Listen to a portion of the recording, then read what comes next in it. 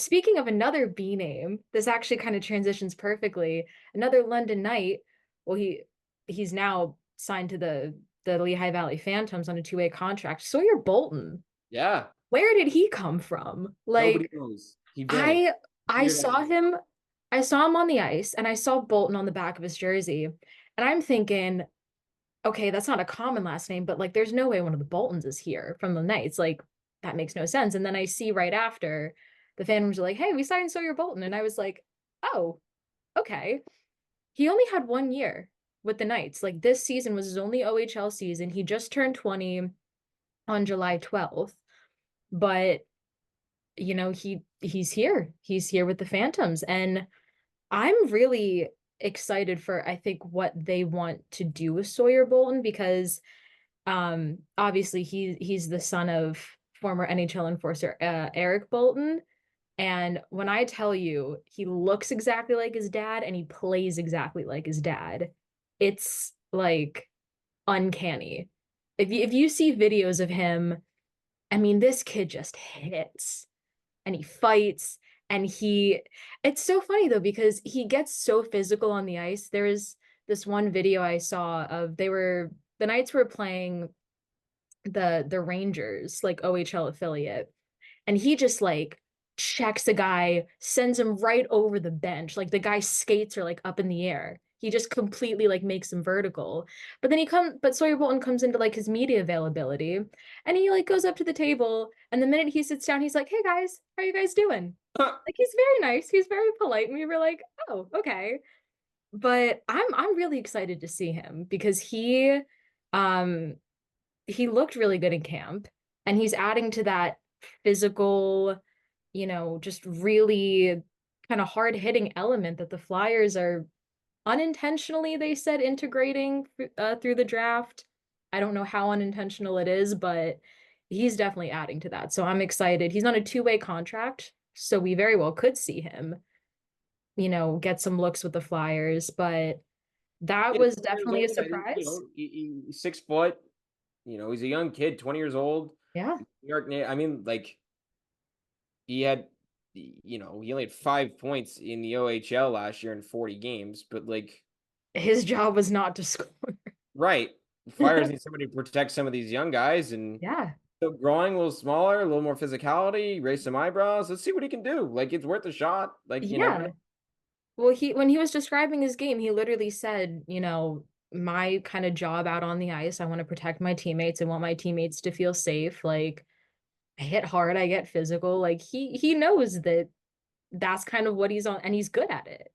I mean, he as hard as he does hit, he does it very intelligently. He does it very strategically. He's not reckless with it.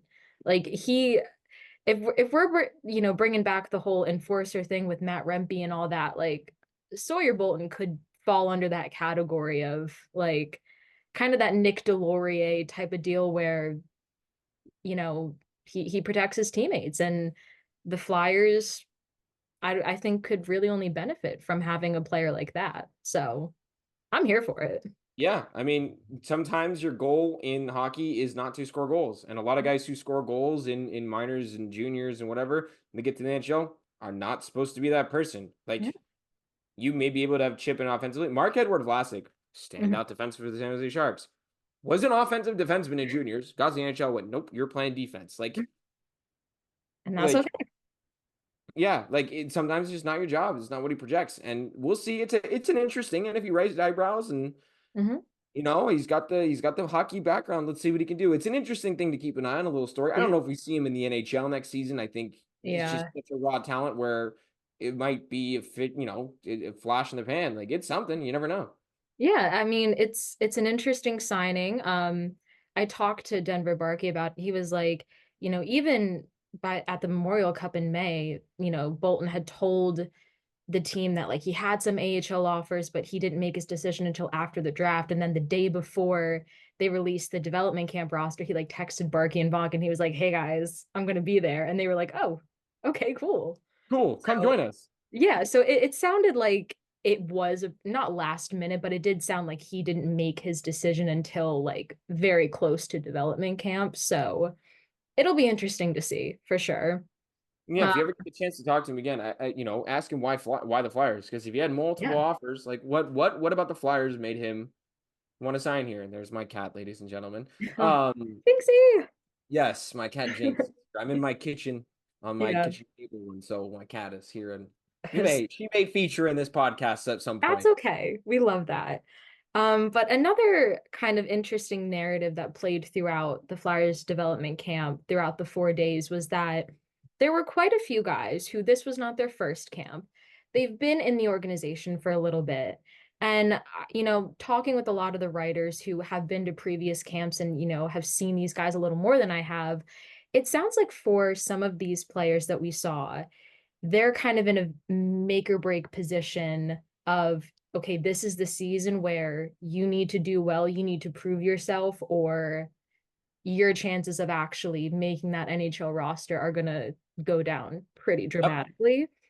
Um, Hunter McDonald was one of those names. Now the Flyers really like Hunter McDonald. They really do like him. They really do believe in his abilities, but he again he's big, classic old school defenseman, hits hard, knows how to use his body, but like not much else kind of going for his game, at least from what I noticed. It's like, yeah, that's a great thing to have, but again, the Flyers do have a lot of options on defense, and he didn't really stand out to me besides like being able to do that. So there she is.